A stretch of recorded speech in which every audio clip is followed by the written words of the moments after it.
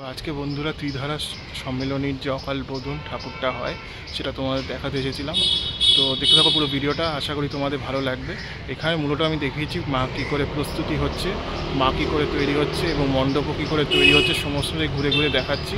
দেখতে থাকো পুরো ভিডিওটা। আর কী কী কাজ ইউজ করা হচ্ছে, কী কী জিনিস দিয়ে প্যান্ডেলটা গড়ে উঠছে সেটাও তোমাদের দেখিয়েছি। আশা করি তোমাদের ভালো লাগবে। তো দেখতে থাকো পুরো।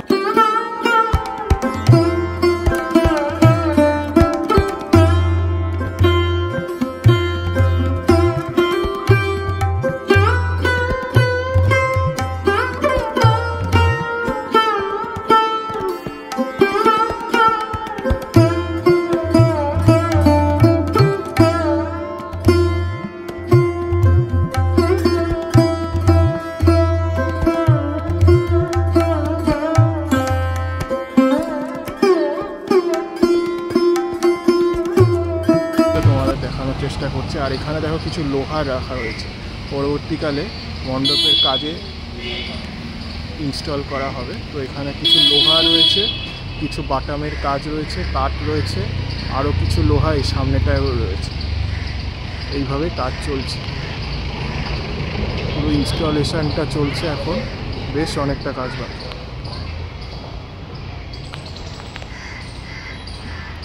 ঠাকুরটা আমার মনে হচ্ছে এই টুয়ার্ডস এই দিকে থাকবে, এইদিকে ঘোরানো রয়েছে, কিন্তু আমার ফ্রন্টের দিকে থাকবে ঠাকুরটা। এখানে দেখো খড়ের স্ট্রাকচারটা হয়েছে শুধু ঠাকুরের, সেটা তোমরা দেখতে পাচ্ছ।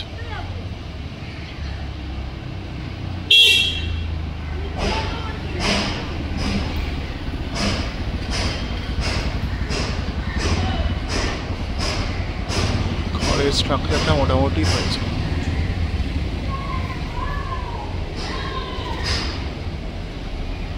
ঠাকুর তৈরি হচ্ছে, জাস্ট খড় বাঁধার কাজটা কমপ্লিট হয়েছে, তুমি দেখতে পাচ্ছ।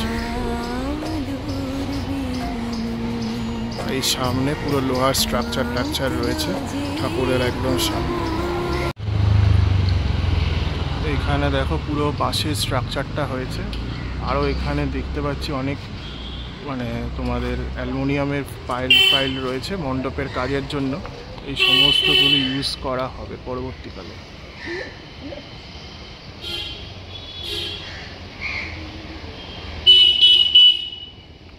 পুরো মণ্ডপের কাজটা চলছে চারিদিকে, সেটা তোমরা দেখতে পাচ্ছ।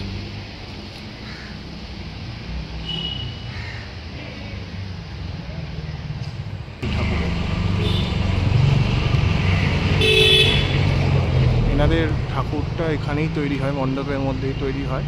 তো সেই কারণে তোমরা ঠাকুরটা মোটামুটি কাঠামো অবস্থায় এবং খড় বাঁধা অবস্থায় দেখতে পাচ্ছ। এখন তো মাটি লেপারও কাজও আছে। আর এখানে দেখছি টিনের কিছু পাত রয়েছে।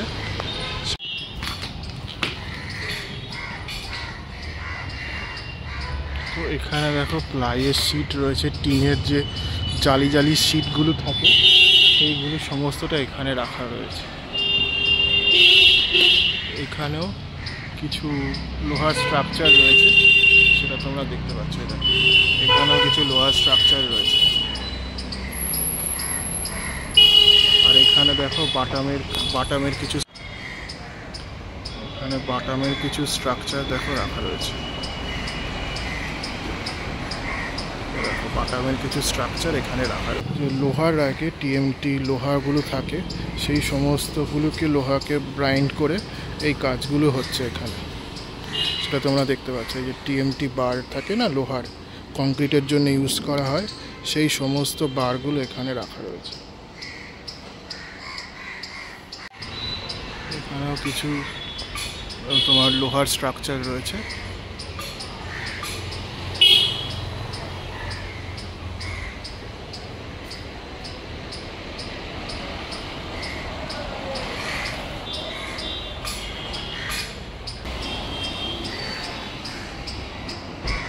এখানে কিছু লোহা এবং জালি কাটার কাজ রয়েছে, সেটা তোমরা এখান থেকে দেখতে পাচ্ছ।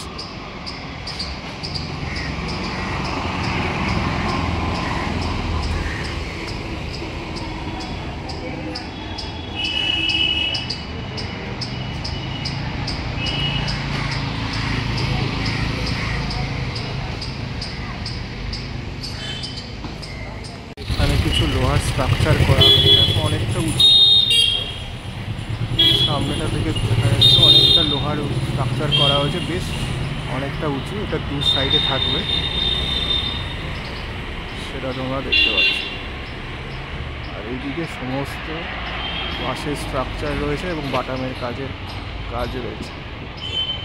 মণ্ডপটা আস্তে আস্তে তিল তিল করে তৈরি হচ্ছে, সেটা তোমরা দেখতে পাচ্ছ।